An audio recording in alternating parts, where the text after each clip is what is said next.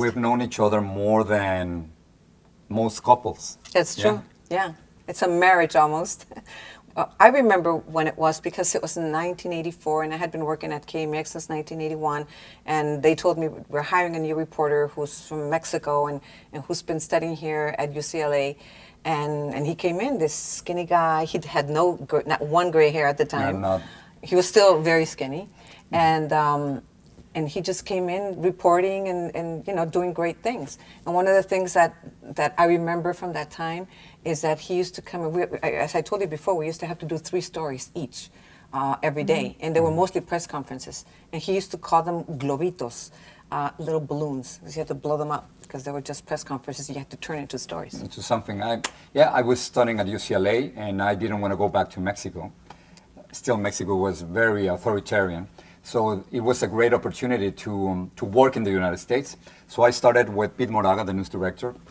He hired me, and I was a reporter. You were already the anchor for the local news. And so that's how we met. We were paired up by our former news director, Guillermo Martinez.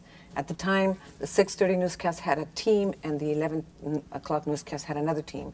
So I don't know if it was a strategic decision because of our roles, or if it was an economic decision, but they decided to have one team for both newscasts. So then we started doing 6:30 together and 11:30 together, and the people who were in the production team also began doing both newscasts, and the people who were working late at night would move to the weekend, and they saved a lot of money that way in a lot of positions. Yeah, but I think also as important is that back then and even now, it was decided that we needed 2 newscasts, because the idea that you have to make an appointment to watch all your news at 6:30 and then that's it, doesn't work anymore.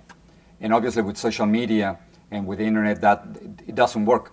So even back then, they thought that they needed 2 newscasts, 6:30 and 11:30.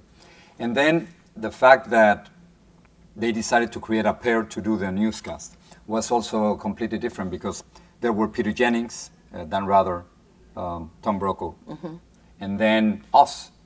And it seemed to be at that time the perfect balance, and it has been, obviously, because we've stayed on the air longer than them.